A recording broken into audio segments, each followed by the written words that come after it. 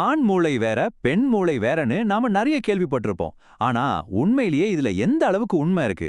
சும்மா பேசிக்கிறாங்களா இல்ல அறிவியல் பூர்வமா ஆதாரம் இருக்கா? வாங்க இந்த சுவாரஸ்யமான விஷயத்த பத்தி நாம இன்னைக்கு கொஞ்சம் ஆழமா பார்க்கலாம். சரி, முதல்ல ஒரு ரொம்ப பொதுவான ஆனா தப்பான ஒரு விஷயத்துல இருந்து ஆரம்பிக்கலாம். அதுதான் மூளையோட சைஸ் பத்தினது. அதாவது ஒரு கேள்வி, பெரிய மூளை இருந்தா அவங்க ரொம்ப புத்திசாலியா? பல வருஷமா இது ஒரு பெரிய விவாதமாவே இருந்திருக்கு. ஆனா இப்போ இருக்கிற அறிவியல் நமக்கு ரொம்ப ஆச்சரியமான ஒரு பதில சொல்லுது. சராசரியா பார்த்தோம்னா ஆண்களோட மூளை பெண்களோட மூளையை விட கொஞ்சம் பெருசா இருக்கிறது உண்மைதான். ஆனா இதுக்கு முக்கியமான காரணம் அவங்களோட ஒட்டுமொத்த உடல் அளவு தான். அவ்வளவுதான், மத்தபடி வேற ஒன்றும் இல்ல. ஆனா இங்க தான் ஒரு முக்கியமான விஷயத்த நியூரோ சயின்டிஸ்ட் சொல்றாங்க. மூளையோட சைஸை வச்சு புத்திசாலித்தனத்தை கணிக்க முடியாது, அது எவ்ளோ திறமையா வேலை செய்துங்கிறது தான் முக்கியம். அதாவது எஃபிஷியன்சி. சொல்லப்போனா ஆய்வுகள் என்ன காட்டுதுன்னா, பெண்களோட மூளை ஒரு சூப்பர் எஃபிஷியன்ட் கம்ப்யூட்டர் மாதிரி. அதாவது சைஸ்ல சின்னதா இருந்தாலும் குறைஞ்ச சக்தியை வச்சுக்கிட்டு தகவல்களை ரொம்ப வேகமாவும் துல்லியமாவும் ப்ராசஸ் பண்ணுது. ஓகே, அப்போ இந்த வித்தியாசங்கள் எல்லாம் எப்படி எங்கிருந்து தான் உருவாகுது? நம்ப முடியுமா? இந்த மொத்த வித்தியாசமும் நாம அம்மா வயித்துல இருக்கும்போதே ஆரம்பிச்சிடுது. கரு உருவான வெறும் 8வது வாரத்துல ஆண் கருக்கள்ல டெஸ்டோஸ்டிரோன் அப்படிங்கிற ஹார்மோன் சுரக்க ஆரம்பிக்குது. இந்த ஒரே ஒரு ஹார்மோன் மூளையோட வளர்ச்சி பாதையே மாத்தி அமைச்சிடுது. அது மட்டும் இல்ல, டீனேஜ்ல, அதாவது அந்த 15 வயதுல பசங்க உடம்புல பொண்ணுங்களை விட கிட்டத்தட்ட 20 மடங்கு அதிகமா டெஸ்டோஸ்டிரோன் சுரக்குது. இது அவங்களோட உடல் வளர்ச்சியை மட்டும் இல்ல, அவங்க மூளை வளர்ற விதத்தையும் இன்னும் ஆழமா பாதிக்குது. ஹார்மோன்கள் ஒரு பக்கம்னா இன்னொரு பக்கம் நம்மளோட பரிணாம வளர்ச்சி. அதாவது நம்மளோட முன்னோர்கள் பல்லாயிரம் வருஷமா செஞ்ச வேலைகள் கூட நம்ம மூளைய வடிவமைச்சிருக்கு. நம்ம எல்லாருமே இந்த ஹண்டர் கேதரர் தியரிய பத்தி கேள்விப்பட்டிருப்போம். அதாவது அந்த காலத்துல ஆண்கள் வேட்டையாடுறவங்களாகவும் பெண்கள் உணவை சேகரிக்கிறவங்களாகவும் இருந்தாங்க. இந்த வேலை பிரிவினை அவங்க மூளையில வெவ்வேறு விதமான திறன்களை வளர்த்திருக்கு. இதை இன்னும் சிம்பிளா சொல்லணும்னா, ஆண்கள் ஒரு இலக்க குறிவச்சு வேட்டையாட போனதால அவங்களுக்கு ஒரு டனல் விஷன், அதாவது நேர்கொண்ட பார்வை திறன் அதிகமாச்சு. ஆனா பெண்கள் குகையை சுத்தி இருக்கிற ஆபத்துகள், குழந்தைகள்னு எல்லாத்தையும் ஒரே நேரத்துல கவனிக்க வேண்டியிருந்ததால அவங்களுக்கு பரந்த பார்வை, அதாவது பெரிஃபரல் விஷன் நல்லா டெவலப் ஆச்சு. இது இன்னைக்கு நம்ம வாழ்க்கையில எப்படி தெரியுமா எதிரொலிக்குது?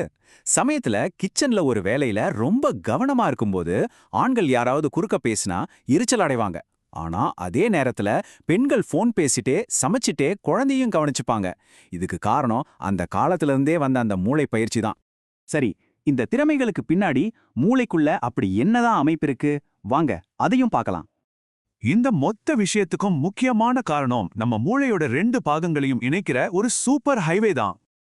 அதுக்கு பேரு தான் கார்பஸ் கல்லோசம். இது ஒரு தடிமனான நரம்பு கற்றை. நம்மளோட லாஜிக்கல் லெஃப்ட் பிரெயினுக்கும் கிரியேட்டிவ் ரைட் பிரெயினுக்கும் நடுவுல தகவல்களை பரிமாற்றம் செய்யறது இந்த பாலம் தான். இங்க தான் அசல் விஷயமே இருக்கு. பெண்களோட மூளையில இந்த கார்பஸ் கலோசம் பாலம் தடிமனாவும் ரொம்ப ஆக்டிவாவும் இருக்கு. அதனால தான் 2 பக்கம் மூளைக்கும் நடுவுல தகவல் பரிமாற்றம் ரொம்ப வேகமா நடக்குது. இதுதான் உங்களோட மல்டி டாஸ்கிங் திறமைக்கு பின்னாடி இருக்கிற அறிவியல். இந்த வேகமான இணைப்பு அவங்களோட மொழித்திறனுக்கு ஒரு முக்கிய காரணம். ஒரு நாளைக்கு பெண்கள் சராசரியா 20,000 வார்த்தைகள் வரைக்கும் பேசுறாங்களாம். ஆனா ஆண்கள் வெறும் 7,000 தான். கிட்டத்தட்ட 3 மடங்கு வித்தியாசம். சோ நாம புரிஞ்சுக்க வேண்டியது என்னன்னா, ஒவ்வொரு மூளையும் ஒவ்வொரு விதத்துல ஸ்பெஷல். பெண்களுக்கு நினைவாற்றல், மொழித்திறன், மத்தவங்களோட உணர்வுகளை புரிஞ்சுக்கிற திறன்ல சிறப்பா இருக்கு. அதே மாதிரி ஆண்களுக்கு ஒரு இடத்த மனசுல கற்பனை பண்றது, ஒரு இலக்க நோக்கி வேலை செய்யறது, இது மாதிரியான திறன்கள் அதிகமா இருக்கு. ரெண்டுமே ரொம்ப மதிப்பு வாய்ந்தது தான். அதனால இதுல யாரு பெட்டர் யாரு பெஸ்ட்ங்கிற போட்டியே கிடையாது.